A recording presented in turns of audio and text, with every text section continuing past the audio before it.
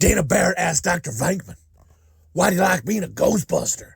He replied, same reason I asked you out, 'cause busting makes me feel good. Ugh, that's tasteless. No, ma'am, that's tasteless. Movie review, bitches!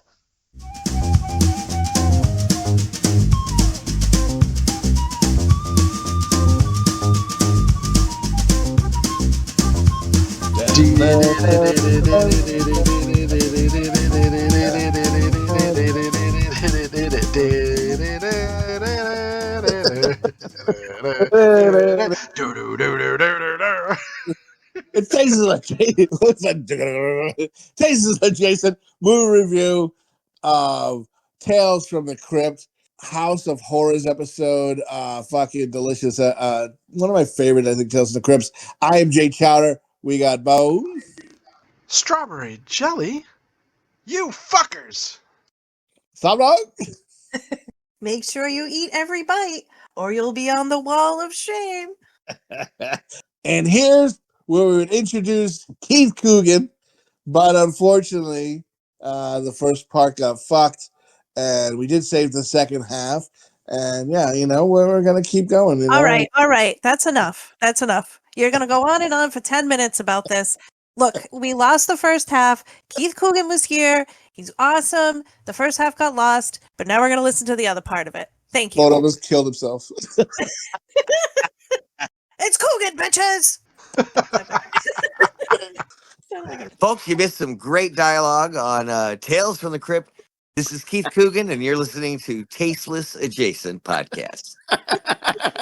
That's See, the bumpers got erased too, so here we go again.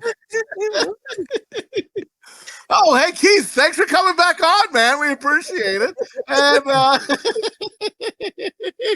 a fucking shit show. Anyway, listen. If we even listen, it is, and we want the audience to hear all that stuff. But obviously, this is because you're going to come to an autograph convention and come up to my table with some tighty whities that now they're totally missed all the inside jokes. And it's because we're going to all meet in person. That's what's going to happen. Yes, the radio show, the podcast is important, but obviously, we got to all meet up. Yes. Yeah, we would love to. Yeah, so we'll have to look and see if there's a convention, I think, coming close to us, and maybe we'll pop in and surprise you, and you'll be like, I really didn't think they'd show up in person. God damn it. Security! Your wife just gets a letter opener and just takes us all out, gets us in the kidneys. God damn it! She takes one of those scarves she made, chokes us out. We're fucking dead. With our Adventures of Babysitting scarf. God damn it! Ah! And she's like, this one's discounted. It's got blood on it. It's got that fat fuck's blood on it. I had a guy with a puppet come up to the table at the last convention, and he's very nice and everything. But he's there's using the puppet as kind of a social, lubricant, if you will, make it easier to talk to people. And yeah, I know, wrong show to say that phrase on. So he gets up to the table and he starts talking to me, but it's the puppet talking. Oh boy! And I'm just looking him in the eye, and I'm like, and he's like, going off the puppet, and I refuse to look down at the puppet. And slowly, as he started talking, the hand just kind of comes down. You're like, come on, bro, just talk to me, man. Sadly, the puppet was put down by the side of the thing. And, oh my God. I would love it if security when he sometimes, it was funny, I had a friend who works for military, and he's just hanging out at the table. We were, kind of catching up over the years. I did a Corey Haim movie with him years ago. And he goes, what's the guy with the puppet? I'm like, it's okay. Isn't that harmful? We do get weird people come to the table. And that's fine. I'm sure I look psycho when I run up to certain celebrities and I'm like, dude, and like quoting dialogue and stuff. You can't help it. It blows my mind though that they're not like they must know you're a guest there too, right? They must know it or in general know your work. Like that blows. I don't know. Like it takes con after con. You could be booth mates, meaning, there's a celebrity next to you, and it's just you don't get a chance to talk to them or too much, or they just don't remember you the next con because they're doing them 2-3 a month. Every weekend they're out there. I think one year we did 18, which was a lot of cons, but now we're down to half a dozen, maybe 8 cons a year. Yeah, but like you're a star though. Like compared to like one of us coming up and we're a fan.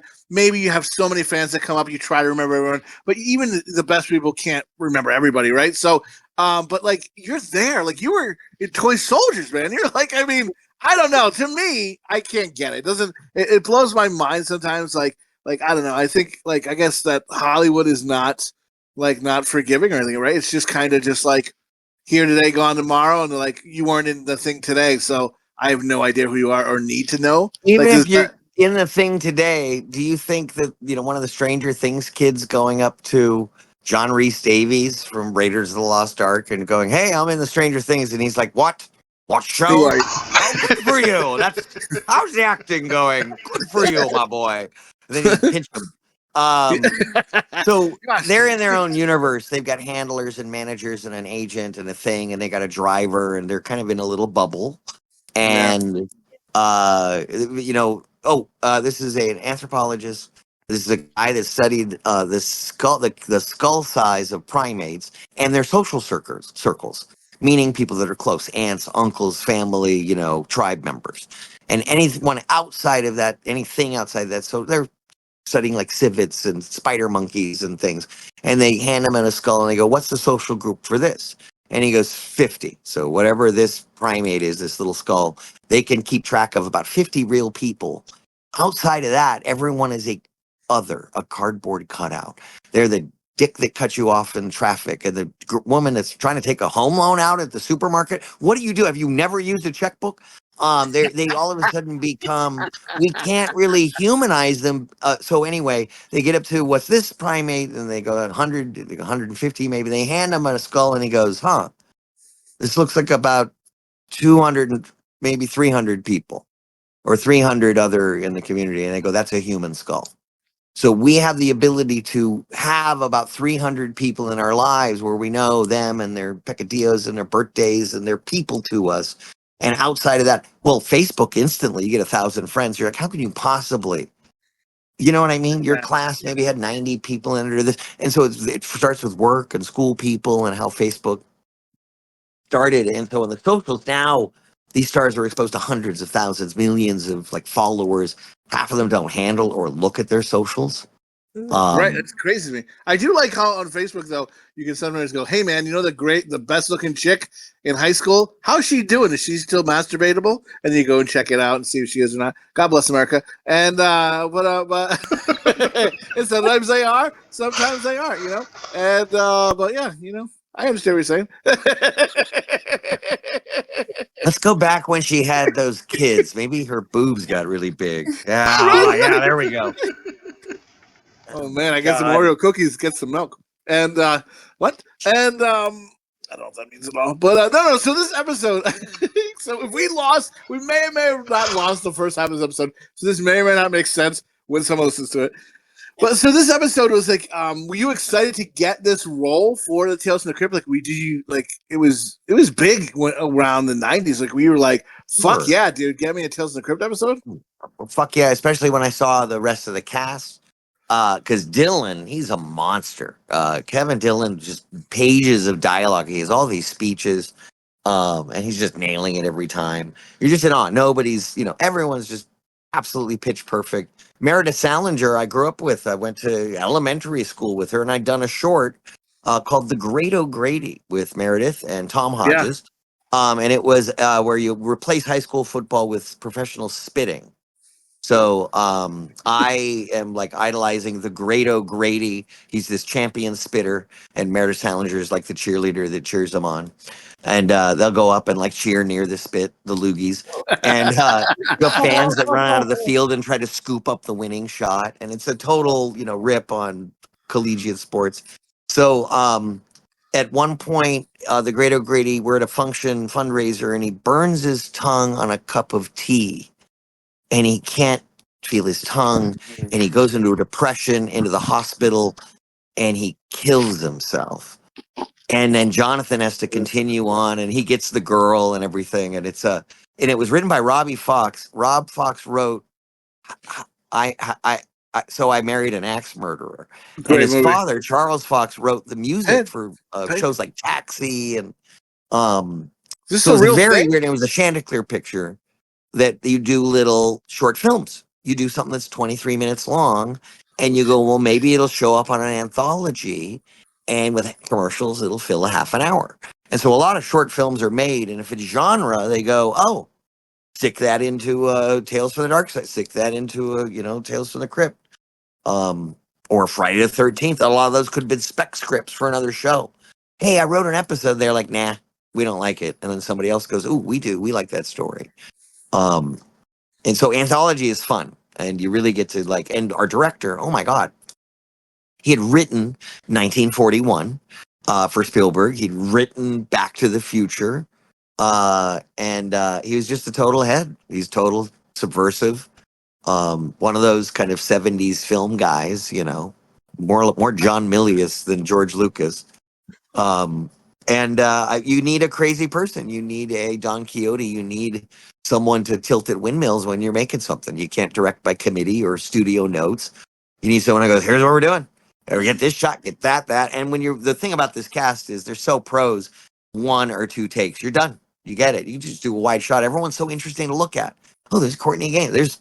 And everyone's trying to steal the scene from each other. So there's all this great business. Yeah. And we know exactly what we're doing. And so you take their bit and you use that as a setup for another bit. And then they go, goddamn you, Coogan. Yeah, Coogan! I just remember her. I'm like, oh my god, that's the hot chick from Dream a Little Dream. That's what I remember. Like I always forget her name, and God bless her. She's, you know what I mean, a person and everything. I'm not saying that, but like I just always remember just being like, oh my god, the hot chick from Dream a Little Dream. Like, and then like you didn't bait to her on Journey of Natty Gann. Oh, that was a little too far. I went way too far. Your language, how dare you? Yeah. Oh my god. No, she's definitely no, it happened, brother. Yeah. And she's really talented, and what's great is she married Patton Oswalt. Yes. Maybe you think I have a shot. Guy, but obviously because he's funny and smart, right? Yeah. So there's hope for everybody out there. That's what I'm saying. God bless you, Patton. Not saying you're a ghoul or anything, but I'm a fat fuck, and I'm like, dude, you bagged her? Fuck yeah, dude. Fucking want a high five just for that. Fuck yeah, I know your comedy's good. I know you've been King of Queens, all that shit. Your IMDb should just be like, I fuck her. That's what your IMDb should be saying. I fuck her. He had a story on a podcast. He said that he made a mistake and forgot there was like air conditioning people coming, and he has like 2 units and he wanted 1 unit to help, whatever. But he'd asked for a friend for a referral. Well, they just booked it and they'd showed up and come into his house. So they're like, and there was another security, there was another celebrity at the time. So he's like, what the hell? And everyone's panicked. And he said he saw his wife, Meredith Salinger, barefoot in a long summer dress, like a feral witch coming out into the backyard. What the fuck are you doing in the backyard? And I was like, that's so great. I just love that story about Meredith. Yeah, kick ass, man. Kick ass. Yeah, I have a question, actually. Keith, so in the beginning of the episode, Will Wheaton has to clean up that dog shit and kiss the bottom of Kevin Dillon's shoes. What was that actually? Chocolate. I figured. Okay. I didn't It's really just think chocolate. it was Like, I just dog shit. Poor What method Deloise. actors? It was dog Was it shit. Deloise that someone poured beer into cereal and was sitting there eating cereal that had beer in it? Yeah. And it was probably near beer, but I'm sure that was nasty to sit there for 4 hours and eat that every day. I just pictured me like, I'm a fucking method actor. I'm Coogan, bitch. It was dog shit. Of course it was dog shit, Yeah, but I look like when he steps in front of his face, it looked like someone mixed like pudding and egg, because it looked like I have dogs. It's gross. And I'm like, it looks gross. like it probably was like Jello pudding. Totally. That's a cool thing working on those is the effects. Unfortunately, except for the arm or whatever, we weren't there. A lot of us aren't there on the day for the demon sorority girls, because it's just Les or whatever is Wes or Les, his character with Dylan's character getting murdered by them. So that was a day of filming that we weren't even there. So I never got to see those makeup effects, but we always love special effects, practical effects, and makeup effects are rad. I think that's bullshit. I think I understand it because it's money wise they can't have you on set, but yeah, I would have loved to see that effect, like just to see him get the makeup on. I imagine it was fucking like hours. They probably get there 4 or 5 in the morning just for that makeup on their face. Like it takes fucking forever. You ever have any movies or anything where you had to do makeup or like spend hours in a chair, Keith? Sure, I always love kind of changing appearances. One was Under the Boardwalk, and I had like a crew cut because I'm supposed to be a Navy guy. That's a comedy right there. And they do a future bit where, as a framing device from the future, I'm old, it's Surfer, and so they go, "Here's the makeup guy," and I go down, and it's Tony Gardner. And he had done The Blob, the remake of The Blob. He's won an Oscar for Dirty Grandpa, or the one where the Spike Jonze movie where they put the old age makeup on one of the Jackass guys. So he's like legendary. He designs like really well known. He designed the mask for Heart Face. What's that one called? It was just out. It was the Valentine's Day release. Hard Eyes. Oh, Hard Eyes. Oh yeah. And it's great videos. He's, him and his, like, I think at the time his girlfriend or fiance back in the day, like they'd go to Halloween, they'd be like vampire or zombie cheerleaders, and just really his whole shop had like, Hellraiser type skins and like so many cool things. I always love those because he took a life cast in my head. And it was the whole, the silicate or whatever over, and you have to straws in your nose. And And because we're going to do a whole hairpiece, first a bald cap with sunburn, and then a balding wig on it. So you see the sunburn through the wig. Receding hairline. He put a gum appliance to make my teeth look smaller. He goes, when you're older, your teeth look smaller, whatever. So we did all these effects, and I've got all this makeup, and I have to go out into the water and shoot scenes on a surfboard in the ocean by the Malibu Pier. And the makeup, we got there 4:30 in the morning to do the makeup effects. But it was really neat cheering him on and seeing him throughout the years. And then Don't Tell Mom the Babysitter's Dead. Once again, I had kind of a crew credit. It was left over from filming like the cheetah, or I don't know. I had a short haircut, and I booked it. I had just worn a cheap $15 wig from like Hollywood Burbank makeup or whatever, and Burbank hair and makeup, and for the audition. But when we did the movie, they go, "We're going to make hand laced wigs. You're going to go down to this wig maker, Ziggy." Famous wig maker, and I go down and we do the life cast and everything, and I go back to get the wig fitted, and they're putting it on. It's like lace, and when you put the adhesive on it, the lace disappears, so it looks like the hair is growing right out of your scalp. They also shaved my hairline about 1/8 of an inch so that the hairline of the wig would be where my hairline really is. And I'm sitting there getting the wig fitted, and they made 2 of them. They were $3,000 a piece. Hand-laced human hair, and I think yak wig. And I'm looking up and I see a picture of my grandfather. I go, "Why do you have a picture of Jackie Coogan on the wall?" And he said back in the 60s that his PR people said for public appearances he should wear a hairpiece. And it's ridiculous. So the same guy that made toupees for my grandfather made Kenny's wig from Don't Tell Mom the Babysitter. Dude, how full circle is that? And I've done little things, scraps on the Waltons. I had a bunch of silicone pieces that were huge where my alcoholic father had whipped me on my back, and they're huge scars on my back. Yes, they do, yeah. I always love that stuff. Yeah, I love lots of every kind of little bit. I haven't done enough horror. I'd love to see it. Do you get to keep any of those horror prosthetics? Like, did you get to keep any like the mold of your head or anything? I did. I had the mold of my head, and it fell off the top of my fridge and busted the nose, and I threw it out. Oh fuck! Oh my god! You could have kept it and been like Chris Farley. An Asian hooker bit my nose off, and then no, and it was my nose before I broke it at the bottom of Scott Grimes' pool. And so it was like I had a life cast of my old nose, and it was really, that's gone. It's gone. Are you looking to do horror movies? Anything like in the future? You possibly, I guess you never know with Hollywood, but I mean, anything you're looking to get to do? Love it so hard. I just went up for horror, a priest, an exorcism kind of thing, and the priest gets killed. I'm like, yes, I want that part. One of the Monster Squad kids got it. I was pissed. Fuck.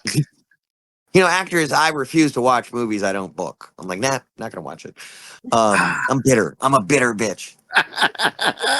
We love you, you bitter bitch. You're our bitter bitch. We love you, Coogan. And no, we think I don't know. I think it's awesome. I wish maybe the first half of the episode would be good. If not, this will be a weird episode. We'll see what's going on. And I don't know. You gotta before we let you go. We'll do a little dog dicks. Like I thought this episode stands up. I give this episode 5 dog dicks. I thought it's like probably my favorite episode of Tales from the Crypt. Bone, how about you? So I absolutely love this episode as well. Tales from the Crypt was like, to me, my childhood. I remember just watching them all the time, being excited when I heard the theme song. This episode specifically had an amazing cast. You guys were awesome. The lines all hit. 5 dog dicks for me. Slopdog? Nice. I too like this episode. I didn't watch Crypt as much as it kind of terrified me, but as I Fucking Slopdog. I was terrified of the stupid puppet as a kid. I was terrified. But anyway, so thank God it is a puppet. It's not real. But anyway, so but yeah, I will give this 5 dog dicks. Oh, nice. I like the puppet. And in fact, it kind of reminds me of like an older lady who's kind of maybe strung out and bad on her luck. Maybe she's a mess head. If you give her $20, she'll go down on you. And that's what the Crypt people remind me of a little bit. So I'm like, I don't know. I found that attractive. And she's got to take her dentures out first so she can give you a gummy. Right. Grandma's gums are good, is what I say. What I love is when you get an old lady, you get her your oxygen cord, you hold that thing like reins and get behind her. Yay! We're going to town, Grandma. You know what I mean? Then she gets a little fresh on you. Maybe you kink up the cord. You're like, you want your oxygen back? All right, there we go. Keith Coogan and his representation would like to apologize to any listeners that were deeply offended by what you just heard. Coogan is not, he's no association. No association. I'm sorry, Coogan. I hope he gets some roles. That means across the board, Tasteless Adjacent gives this 5 dog dicks. It's a bona fide pounder. So instead of like, Rotten Tomatoes has their certified fresh, we got bona fide pounders here. And so yeah, it's a 5 dog dicker, folks. And yeah, man, we couldn't have had more fun of a time. And hopefully Coogan will get to see you up close and personal sooner than later. Have your security guy, I guess, handy. I don't know. And but no, it's a pleasure, honor, dude, to have you back on. And thank you so much. It means a lot to us that you came back on. I appreciate you guys. Thanks for the time. Thanks for slotting this in here. We'll do it again. We'll pick one ridiculous movie or something. It doesn't have to be mine. I'll talk about anything. Yeah. Is there anything you want to plug, Keith, before you leave? Plug away. If you were a gay bee, would you be attracted to me? I'm sorry, I'm doing a Saturday Night Live bit. Yes, I'll be in Jacksonville, September 28th. We will do a con Halloween, a spook. It's in Orlando. It's a spooky con, kind of a horror. I do get in because of Python. Yes, Soul Catcher, right? Soul Keeper. I can't remember the name of the movie. I had a director that just like hired me sight unseen after I worked with him once. He's like, "You're my Uncle Billy. I'll put you in everything." And then the Tales from the Crypt. So 3 horror projects does not make enough. But I get into horror cons because of Don't Tell Mom the Babysitter's Dead. Only because Danielle Harris, who was a Scream Queen from the Halloween franchise, she plays my sister in the movie. So we do a little cast reunion for that. I don't know if she's going to be there. We're also going to be at Rhode Island Comic-Con. By us. Yeah, up in November. It's the con at the end of the year. It'll be a huge reunion with me and John Cryer from Hiding Out. Maybe we'll talk about the inappropriate relationship between him and Annabeth Gish and Hiding Out now in the next episode of Tasteless Adjacent. Love it. Fucking awesome, dude. Well, thank you, man. We won't keep you. You've been awesome. Yeah, enjoy your evening, bro. Yeah, we'll talk to you soon. Thank you. I appreciate your understanding. And if we, sorry about the first half of the episode. It was amazing, people, and you missed it. It's just between us, the Tasteless Adjacent crew. And thank you guys, everyone, for listening. And thank you guys. I appreciate it. Have a good night. Rock and roll. Thank you. Bye, Coogan. All right, later. Bye. Later, brother. That was Coogan. Fucking awesome, dude. This episode is a little rocky because part of way through this episode fucking stopped recording, and so you either so if that episode ends up showing back up and we do splice it all together, it's weird me saying this now, But either way, it's rocky because we don't know. Did we save the first half? Did we not save? So we did talk more about the actual fucking episode of the Tales of the Crypt and everything. But anyway, it doesn't fucking matter. You got Coogan. You know what I mean? Your dick's going to get hard, man. Coogan was here. Coogan was fucking here. So anyway, but yeah, if you want to find more Tasteless Adjacent, p1ipoo.club. You know, that goes right to the YouTube page. You're going to get every episode of Tasteless Adjacent there. Even the episode we did with Coogan before, we did a Don't Tell Mom the Babysitter's Dead. No, we did a Adventures of Babysitting, episode, and then he was on for extra, so we just have an extra just Coogan talking shit and talking good shit, of course. Just talking shop, and so check those out if you can. And P1ipoo at X and Instagram. Bone, where can I get Tasteless Adjacent elsewhere in the world? Well, Chowder, you can check us out on Instagram, Facebook, TikTok, and wherever you get podcasts, Spotify, Apple, Audible. And if there's a platform that you listen to and we're not on it, let us know, and we'll try to get on it. Slopdog? Yeah. As always, don't be afraid to leave us your comments, your thoughts. Did you enjoy talking to Coogan? We enjoyed it, so we hope you did. What movies you think we should do, and whether you like us or not, we'd love to hear from you.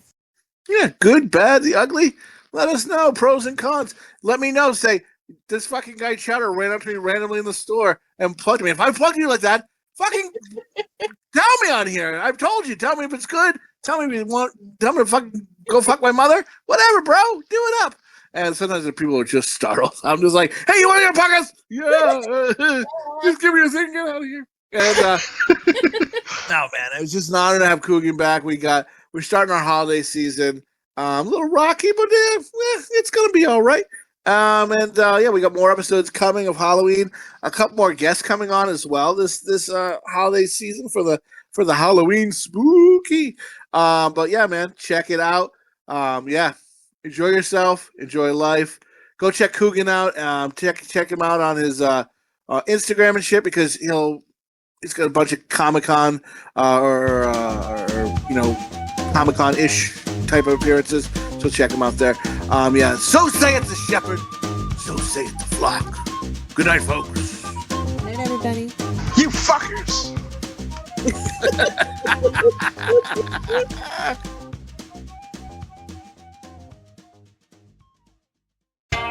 What are you, some kind of dog dick? Dick. I like this halfway through the episode when it paused. I thought Bo was going to commit suicide. I was like, oh my God, he's going to kill himself. He is going to kill himself. I really hope that first half of that episode shows up. I'm just like, no! Of all episodes. You know what I mean? Of all fucking episodes. Son of a bitch. I'm going to stop this. Right? Anyway, but yeah, so this episode, Bo, are we recording again? Yes, we just started. I don't know what the fuck happened. It wouldn't let me record. I reset it, and it's recording again. All right. I really hope that other first half of the episode shows up. Sometimes bitches make me laugh. It's Coogan, bitches!